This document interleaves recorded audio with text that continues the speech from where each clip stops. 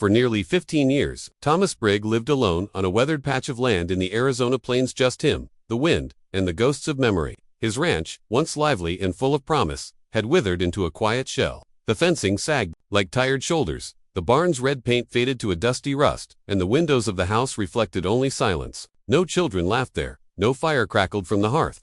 Only the low groan of old wood and the creak of his boots on the porch broke the long, empty days. He hadn't always been alone. Years ago, Thomas had built this ranch with his own two hands, alongside his wife, Eleanor, and their young son, David. Eleanor had been the heart of the place, strong, clever, with a laugh that could chase the snakes out of a cornfield. David had ridden ponies bareback and once insisted on sleeping outside just to be closer to the moon. They were the reason Thomas woke up each day with purpose. But time has a way of taking what you love. Eleanor died during a fever outbreak that swept through their small frontier town like wildfire. One day she was coughing lightly. The next she was gone, just gone. No last words, no goodbyes, just a woman wrapped in linen and buried beneath the mesquite tree she used to sit under with her sewing. Thomas marked her grave with a rough stone and never planted flowers. They would only die too. Then came David. 18 and full of pride, he joined a group of volunteers escorting supplies to a border town that had been hit by raids. Thomas had begged him to stay, but David wanted to do something that mattered. He never came back. Some said it was Apache raiders. Others blamed bandits. A few whispered darker things. Thomas never found a body, just an abandoned horse and a bloody shirt that might have been his son's. After that, the ranch stopped being a home. It became a cage. Thomas withdrew from the world, slowly and without announcement. He sold off cattle, stopped going to town, and let the front gate rust on its hinges. When neighbors came calling, he didn't answer. When the preacher knocked to offer comfort, Thomas sat silently behind the door, holding his rifle. He didn't hate people. He just didn't believe in them anymore. He still worked the land because that's what men like him did. He mended fences, even if no cattle roamed. He oiled his tools, even if no hands but his would use them. And each morning, before sunrise, he poured 2 cups of coffee, one for himself, one for the empty seat across the table. He never touched the second cup, just let it steam and cool, as if Eleanor, maybe David might, reach for it again. Seasons passed, like pages in a forgotten book. Summer heat cracked the earth, and winter winds rattled loose shingles on the roof. Coyotes howled at night, but Thomas no longer reached for the lantern. The world had become distant, blurred, like a half-remembered dream. He had no intention of ever leaving the ranch, nor any hope that anyone would ever come to the world. Thomas Brigg was a ghost, with a beating heart, and yet, even the loneliest corners of the earth are not beyond fate's reach. It was a still evening in early spring when everything changed. The wind had died down by sunset, leaving the ranch unusually quiet. No rustling brush, no howling coyotes, not even the chirp of a lone cricket. Thomas Brigg was sitting on his porch, his boots up on the railing, sipping a mug of bitter coffee that had gone cold hours earlier. He stared out across the land, empty as ever, with the far ridge casting long shadows as the sun dropped below the horizon. He didn't expect to see anything that day. He never did. But then, he caught a flicker of movement on the edge of that ridge. Squinted. At first, he thought it might be a herd of deer, crossing toward the eastern slope, but the shapes moved too evenly, too slowly. His heart nudged against his ribs, warning him, like an old dog that growls before the thunder. Thomas rose quietly, set the mug down, and went inside to fetch the rifle hanging just above the doorframe. When he returned, the forms had grown clearer.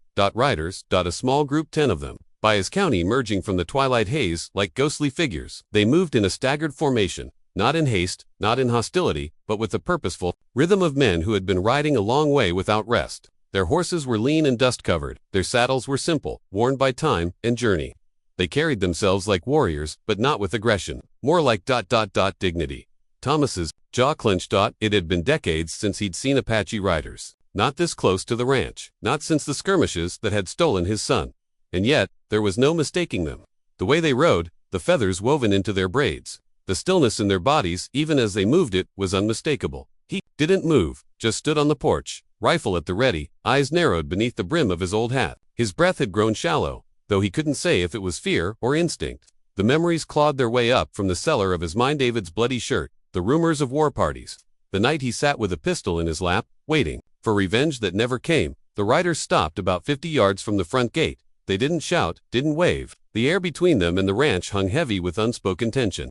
Finally, the man in front nudged his horse forward. He was tall, lean, and wore a sleeveless hide tunic marked with old beadwork. His black hair was tied behind his neck, and a long scar curved down the left side of his jaw. He rode straight and proud, but not hostile. As he neared the gate, He dismounted slowly and approached with deliberate calm, hands in plain sight. Thomas adjusted his grip on the rifle. The man raised his right hand in a gesture Thomas recognized, palm open, fingers up. A sign of peace. Still, Thomas didn't speak. The silence was more than stubbornness. It was habit. He hadn't spoken to another soul in weeks, and now he found his throat dry as dust. The Apache man stepped closer, close enough for his voice to carry. It was low, deliberate, and broken with effort. "We seek shelter," he said. "Only for a short time, then we go." Thomas said nothing. He studied the man's face, searching for deception, but found only weariness, the kind of weariness he'd seen in his own eyes too many times in the mirror. The other 9 riders remained mounted behind the leader, waiting silently. Their stillness was not of fear, but discipline, like men trained to be cautious, but not cruel. "We have sick among us," the man continued, slowly. "No fight, no harm, only rest." The wind picked up, brushing dust against Thomas's boots. He looked past the leader at the other men. One of them, younger than the rest, slouched in his saddle. Another held a small medicine pouch against his chest, as if shielding it from the world. None of them looked ready to start a war. Thomas lowered his rifle, but only a little dot. It wasn't trust, not yet, but it was something. The Apache warrior stood still, his hand still raised in that quiet gesture of peace. Behind him, the other 9 remained unmoving, watching Thomas Brigg with unreadable expressions, neither hostile nor desperate, just patient. The kind of patience that comes from a life lived close to hardship, where every step must be earned, and every decision carries weight.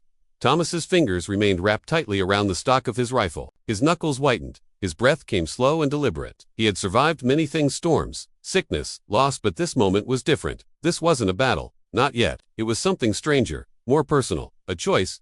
In his mind, 2 voices warred. One reminded him of old wounds, the blood-stained shirt they'd brought back, claiming it was David's. The whispers in town that the Apaches had attacked the wagon convoy, that they left no survivors.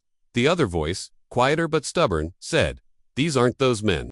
This isn't that moment, and you aren't the same either." The silence between the 2 sides stretched long and taut, like a rope pulled between trees, ready to snap or hold. The Apache leader finally lowered his hand, slowly, not out of impatience, but as if to say, "We'll wait, as long as it takes." He took a step back, toward his horse, giving Thomas space. It wasn't a retreat, it was respect, a gesture Thomas hadn't expected. That small step shook something in the old rancher. He looked again, not at the leader, but at the men behind him. One had his face wrapped in cloth, his posture slumped. Another held a woven blanket tight around his shoulders despite the spring air. These weren't raiders, they were riders who had run out of road. Their eyes didn't burn with hatred. They carried hunger, sickness, exhaustion. It reminded Thomas of Eleanor's final days, when her breath came shallow and her skin burned despite the cold. His grip on the rifle loosened. Still, he didn't lower it. "Why here?" he asked suddenly, his voice like gravel after so many weeks of silence. The leader's head lifted slightly, surprised by the sound. "Because you have no flag," he replied, "no army, no fences around your soul." Thomas blinked. He hadn't expected that. He looked up at the wooden arch above, the gate where once the family brand had been carved, now faded and half-burnt from a lightning strike years ago. He remembered when men came from town trying to buy his land, promising fences and railroads and civilization. He had sent them away with a shotgun blast in the dirt. The ranch was not for sale. Not to anyone. Perhaps these riders had noticed. Still, gripping the rifle, he stepped off the porch. The boards creaked under his boots, echoing too loudly in the quiet air. He walked slowly toward the gate. Not fast, not friendly, just forward. Each step sounded like a drumbeat. When he reached the gate, he rested the barrel of the rifle against the post and looked the Apache leader in the eye. "Just for the night," he said gruffly. "You need food. There's beans in the cellar, hay in the barn. Water's clean from the north well." The leader nodded, not in thanks, but in understanding. "Will not stay longer than needed," he said, his voice low, almost respectful. Thomas stepped back and swung the gate open, not wide, just enough. The first rider led his horse through, followed by the others, one by one. They did not cheer, they did not speak, but each dipped his head slightly as he passed Thomas. Not out of submission, but out of respect, man to man. Thomas watched them closely, unsure what he'd just agreed to, unsure what would come of it, but deep in his chest, something stirred, not fear, not guilt, something he hadn't felt in years, a flicker of purpose. He turned toward the barn, gesturing toward it without speaking. "Sleep there," he muttered. "You'll find blankets in the loft." The Apache leader nodded again. "You have a name, old man?" "Thomas," he said, after a pause. The man raised an eyebrow. "Mine is Nantan." Thomas nodded once, then turned and walked back toward the porch, not ready to sit, not ready to rest. The weight of the moment hung heavy in the air. It wasn't just about 10 riders needing a place to sleep, it was the first time someone had knocked on his soul in 15 years. And he had opened the door. The barn had not housed cattle in over a decade. Dust coated every beam, and the air inside was thick with the scent of dry hay and old wood. Yet that night, for the first time in years, the space breathed again with life, with motion, with low murmurs spoken in Apache and the soft sounds of tired horses settling into straw. Thomas Brigg watched from the porch, a silent silhouette in the darkness. He hadn't lit the lantern. Some old instinct told him not too light made you a target. But even in the dim glow of the moon, he could see enough. The riders moved like men who'd done this before, each one performing his task without needing words. One led the horses into stalls. Another gathered firewood near the edge of the barn. Two of them helped the weakest among them, one old and one barely more than a boy, into the barn loft, where warm air gathered near the rafters. Thomas didn't offer help, but he didn't stop them either. He simply watched. It struck him how quiet they were. No one laughed. No one complained. It was the quiet of discipline and perhaps of grief. These were not carefree men, not warriors riding from victory. They moved like a people who had lost things, maybe homes, maybe family, maybe an entire way of life. And yet, they moved forward, always forward. As the night deepened, a storm rolled in sudden and fierce.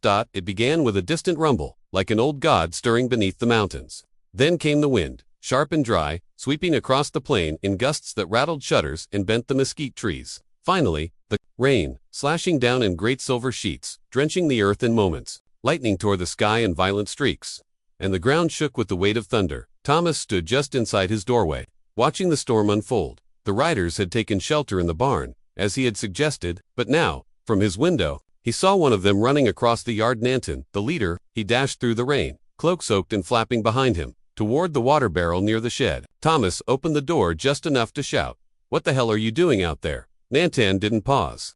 He opened the barrel, caught rainwater in a wooden cup, and poured it over a rag. "The fever's burning him up," he called back. "He needs cool water, and we've used what little we had." Thomas didn't ask who he was. He didn't need to. Something about the boy's slumped posture earlier had stuck with him. The way his body leaned too heavily in the saddle. His eyes hollow. Fever, illness, maybe worse. Thomas cursed under his breath and stepped out into the storm, pulling his coat tight. "Come on then," he barked. "You'll do no good, running around with scraps. I've got better in the cellar."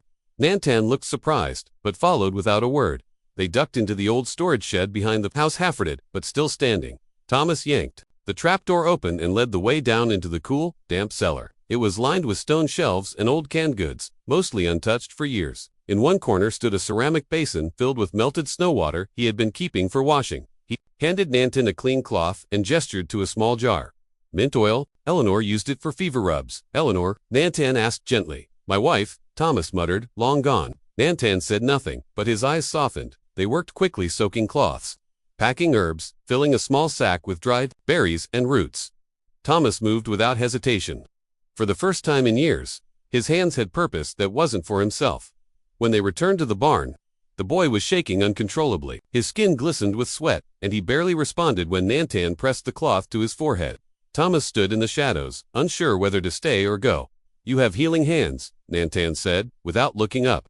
"You have pain in you, but still, you offer help." Thomas said nothing, but he didn't leave either. He stayed long into the night, seated on an overturned crate, listening to the storm howl and the boy's breath rise and fall in uneven rhythm. He felt the past pressing on him from all sides: his son, his wife, the ghosts of silence, and yet, through the haze of memory, something new was forming. Not forgiveness. Not yet, but the first fragile roots of connection. The storm passed sometime before dawn, leaving behind the heavy scent of wet earth and pine. A mist rose across the ranch as the morning sun struggled to cut through the gray remnants of the night.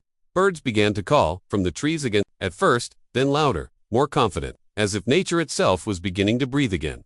But Thomas Brigg had not slept. He sat on the porch, elbows resting on his knees, watching as the Apache riders stirred from the barn. They moved with quiet discipline, even after a sleepless night.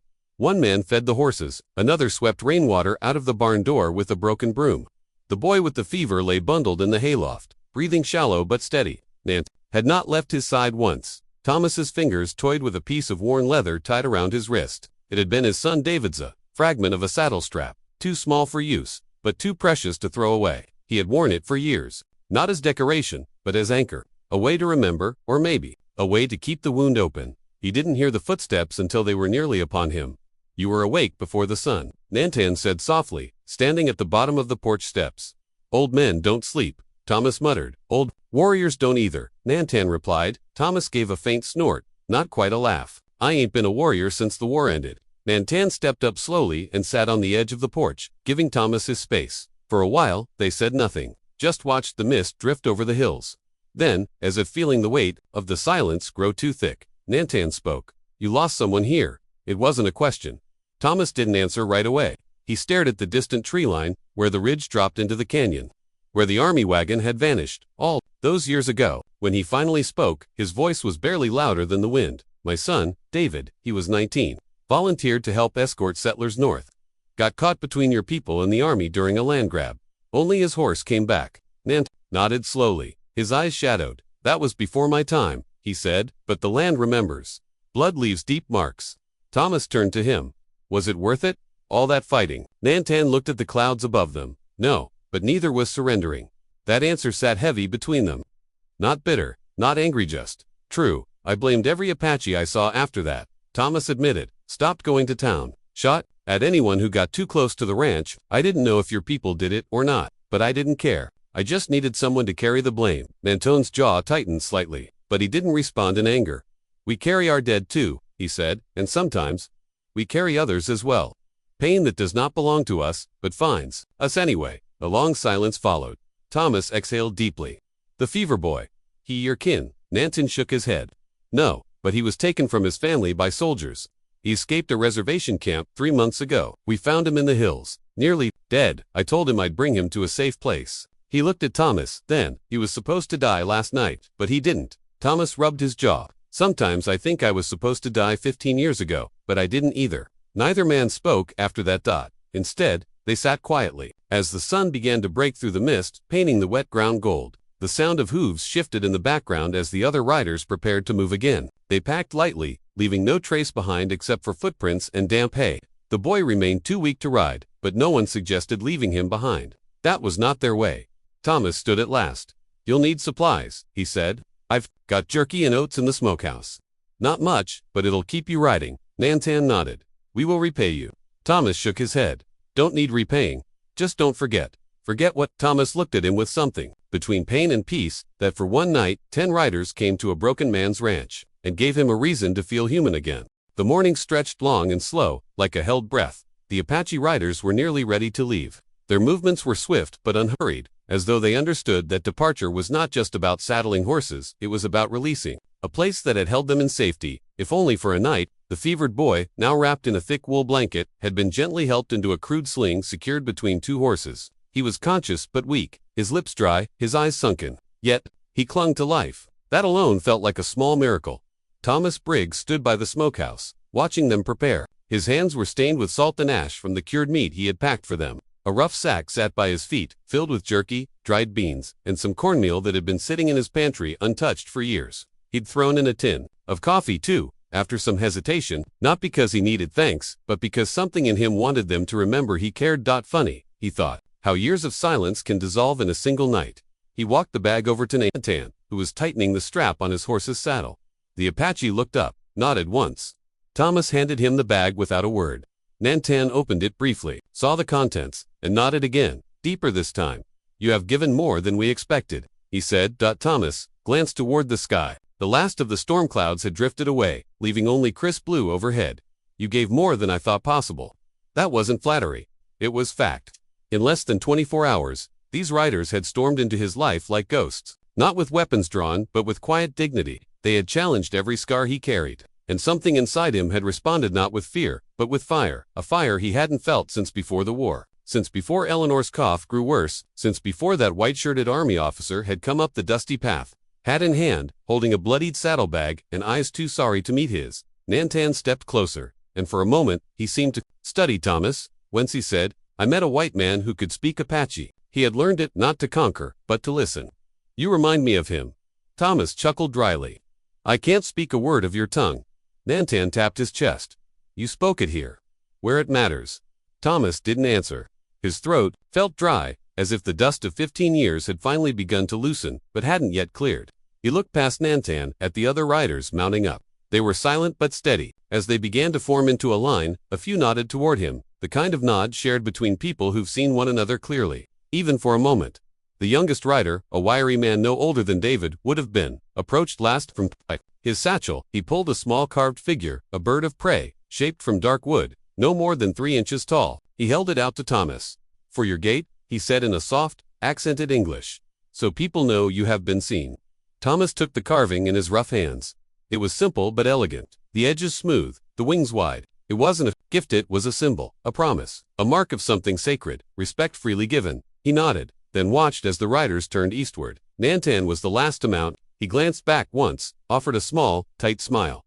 "We will not forget this place," he said, "or you." Then he clicked his tongue and rode off with the others, the sound of hooves fading into the morning wind. Thomas stood in the quiet for a long time. The porch, the fields, the barn, all still, but not the same. He walked slowly back to the house. On the post beside the gate, he took a nail and gently affixed the bird carving where the old brand used to be, where fire and time had burned away the past. The bird stared outward, wings spread wide, a new sentinel for a man who no longer wished to be alone. Inside, Thomas placed the coffee tin back on the shelf. He wouldn't need it today. He lit the stove. For the first time in 15 years, he made 2 cups, just in case. The days after the Apache riders departed unfolded with a strange stillness, not the kind that comes from emptiness, but the kind that follows something important, like the hush after a bell is struck. For the first time in years, Thomas Brigg found himself listening again, not to voices, but to the land. He had always known it spoke in quiet ways. The soft crunch of dry grass underfoot, the distant howl of a coyote at dusk, the shift in the wind that signaled rain long before the clouds arrived. But he'd stopped paying attention, somewhere along the line. Grief had narrowed his world, until it was just this ranch, this porch, and the old dog that had died 5 winters ago. Now, he heard everything. He heard the flutter of wings as jays returned to the cottonwoods. He noticed the tracks of deer near the creek bed, a place he hadn't visited since David's death. He walked there that morning, boots brushing against sagebrush, the carved wooden bird tucked into his vest pocket. Just holding it brought a strange kind of calm, like he was being watched over. The creek had thinned in the drought, but it still trickled along, winding past boulders and into the canyon beyond. He crouched down and dipped his hand into the water, letting it run across his weathered fingers. Cold, alive. It reminded him of Nantan fetching water in the storm, of the urgency in his voice, the way he cared for that fevered boy like kin. Thomas had once cared that way, too. Not just for Eleanor and David, but for neighbors, even strangers. Long ago, when the war was over and he came west to start again, he'd believed in people, believed they could work together, build something new. But over the years, the betrayals, the losses, especially losing David, had hardened him. He'd become the kind of man he never meant to be, suspicious, quiet, angry without reason. Now, a single night had cracked the shell around his heart. He didn't understand why. Maybe it was the way they had trusted him, not blindly, but fully. Maybe it was the quiet dignity with which they entered and left his life. Or maybe it was just time. Time to change. Time to open the door again. Back at the ranch, he cleared out the barn. The hay was old, the tools were rusted, but it felt good to work. He found Eleanor's old crate of seeds still labeled in her handwriting and set aside the ones that might still grow. He patched the front gate, fixed the porch step that had creaked for 3 years, and repaired the corral fence that had blown down in the last winter storm. It wasn't just maintenance, it was preparation. He didn't know what for, but the land told him something was coming, something alive, and he wanted to be ready. At night, he lit the fire in the hearth. He made coffee for 2. He spoke aloud, not to anyone in particular, but just to hear his voice again. Sometimes, he told stories, mostly to the empty chair. Across from him, stories about the war. About Eleanor, about David's first horse, a little roan gelding that kicked like hell and bucked even harder. Other nights he read, out loud. He hadn't done that since Eleanor got sick. One evening, a letter arrived. It was left on the porch. No hoofprints, no carriage tracks. Just a folded piece of cloth with a note pinned inside, written in a looping, uneven hand. The boy lives, the fever broke. He speaks of the man with kind eyes, and a storm in his voice. We send thanks, from the hills and beyond. There was no signature. None needed. Thomas read it 3 times before folding it gently and placing it in Eleanor's old jewelry box, now tucked safely in a drawer. That night, he stood outside, watching the stars. The wind moved through the grass like a whisper, soft and ancient. He swore he could hear voices, not real ones, but echoes. David's laughter, Eleanor humming while she baked, the cries of the Apache riders in the distance. The land was speaking again, and this time, Thomas Brigg was listening. The wind carried the scent of rain again. Weeks had passed since the Apache riders left Brigg's ranch. The days had settled into a steady rhythm: chores in the morning, repairs in the afternoon, and quiet evenings by the fire. Yet everything felt different, not because of what had changed around him, but because of what had changed within him. Thomas Brigg was no longer waiting for death. He was living again. Word must have spread, though he didn't know how. Maybe the riders had spoken of him too. Others, maybe the land itself, had whispered his name across the plains. Whatever the reason, strangers began to appear. First, a young couple whose wagon wheel had snapped near the northern trail. They asked if he might help. He did. Gave them water, mended the wheel, even offered shelter for the night. Then, a week later, 2 traders stopped by. Said they'd heard this old ranch wasn't as empty as the maps claimed. They brought news, supplies, and stories from the settlements to the south. One of them left a small mirror behind a gift, he said, for the man who helps those who ride alone. Thomas didn't recognize himself in the mirror at first. The beard was grayer, the eyes more weathered than he remembered. But there was a clarity in them now. Something strong, something present. One evening, just before sunset, Thomas sat on his porch as the sky turned amber and fire-red. The land stretched before him like an old friend, familiar, honest, quiet. He traced the lines of the small carved bird still mounted on his gatepost. It had weathered some, its feathers smoothed by wind and dust. But it stood firm, watching. The road a rider appeared that night. Alone, this time, young Apache, barely more than a boy. He didn't dismount right away, just sat tall in his saddle, as if waiting for permission. Thomas nodded once. The boy climbed down, walked to the porch, and bowed his head respectfully. "You are Brigg?" The boy asked in careful English. "I am. My uncle says, you remember what matters." Thomas gestured to the empty chair beside him. "Sit." The boy did, quietly, respectfully. "I was told," he said slowly, "that this ranch once belonged to a man who hated riders like me." Thomas nodded. "It did, and now, a heavy word." Thomas looked at the stars beginning to peek through the dusk. He thought of David, of Eleanor, of the pain that once ruled his every step. He thought of Nantan, of the fevered boy who lived the simple act of offering water in a storm. He turned to the young rider and smiled. "Now it belongs to a man who finally listened." The boy reached into his satchel and pulled out something wrapped in deerskin. He handed it over. Thomas opened it carefully. It was a new carving. Not a bird this time, but a man, standing beneath a tree, with his hand outstretched toward a stranger. It was rough, but unmistakable. Thomas's throat tightened. He held the figure gently, then looked back at the rider. "We will not forget you," the boy said. "Not in the stories, not in the songs." The boy left at dawn. And Thomas. He stood by the fence long after the dust had settled, holding the new carving in his hand, the old one still watching from the gate. He was no longer just the man who lived alone on the edge of nowhere. He was part of something bigger now, something rooted in the land, in kindness, in the quiet choices that echo louder than guns or war. Ever could. People would still come and go. Seasons would shift, time would take what it must. But the land had spoken and Thomas Brigg had answered. And in doing so, he had ensured that he would never, truly, be alone again.